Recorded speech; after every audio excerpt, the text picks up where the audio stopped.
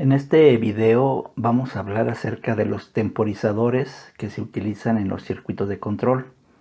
Vamos a iniciar por los temporizadores electrónicos multifunción. Como ya sabemos, los relevadores de control contienen contactos auxiliares instantáneos.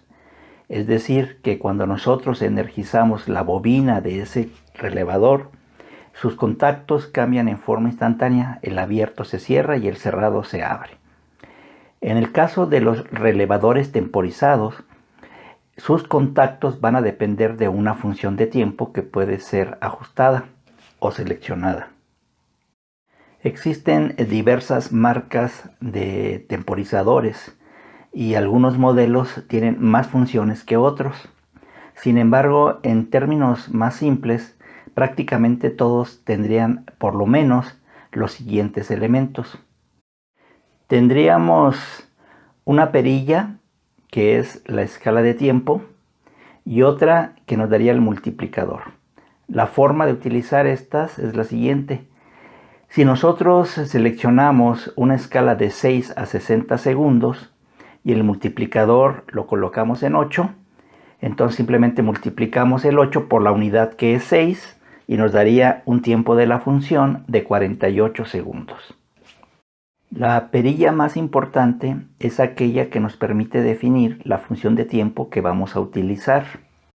Aquí es bien importante mencionar que cada marca tiene su propia nomenclatura para identificar las funciones, por lo cual es muy importante saber interpretar los gráficos de tiempo de cada una de las marcas en lugar de aprenderse la nomenclatura de cada una de ellas.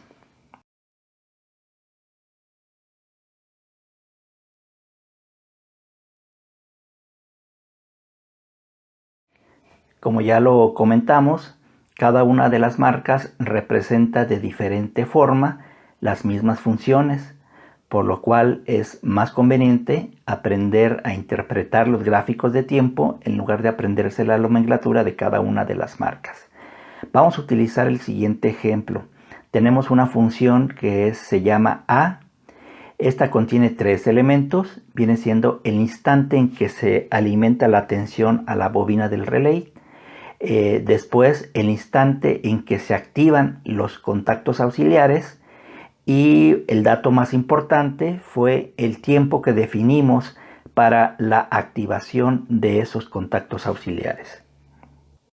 Vamos a utilizar el siguiente diagrama de conexión para comprender de mejor manera cómo es que operaría esta función A. El diagrama representa las terminales de un relevador temporizado. Tendríamos el A1 y el A2, como ya sabemos, es las identificaciones de la bobina. En algunas ocasiones, algunos relevadores tienen una señal de control adicional, en este caso sería la S, y tendríamos un contacto auxiliar de un polo, dos tiros. Las terminales de los contactos temporizados se representan con los números 15, 16 y 18. Si tuviéramos dos contactos temporizados en el mismo relevador, sería el segundo 25, 26 y 28. Puede darse el caso de que algún relevador temporizado tenga un contacto temporizado y uno instantáneo, y los números serían 15, 16 y 18 sería para el contacto temporizado y 21, 22 y 24 para el contacto instantáneo.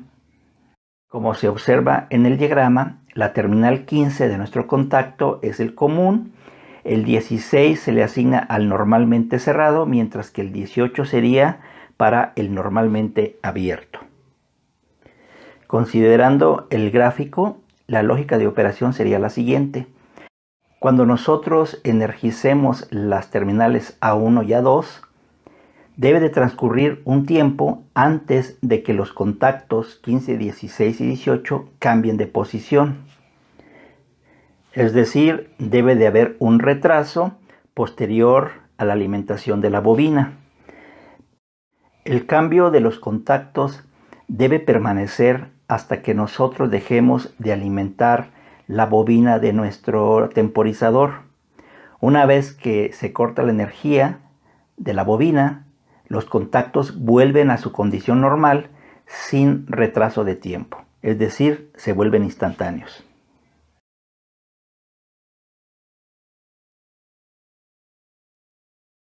Ya comentamos que existen diversas funciones de temporizado.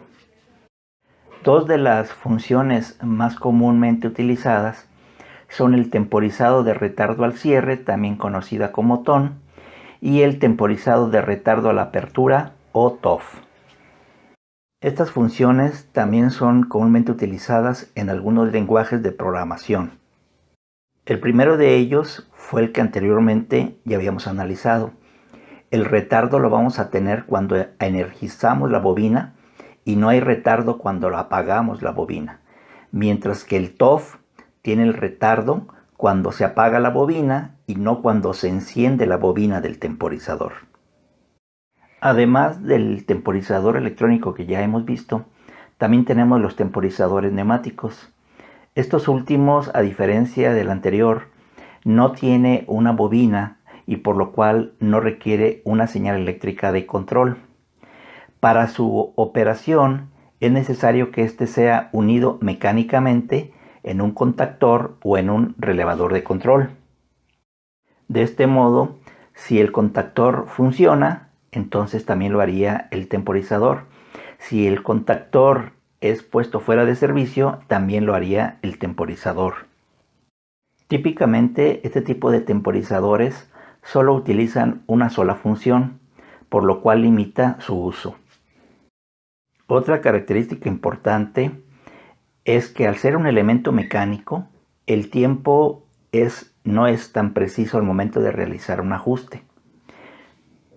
A diferencia como un temporizador electrónico, que podemos tener escalas de tiempo y multiplicadores. Otra diferencia con respecto a los temporizadores electrónicos son el tipo de contactos auxiliares. Comúnmente estos temporizadores neumáticos utilizan contactos de un polo, un tiro, a diferencia de los electrónicos que son de un polo, dos tiros.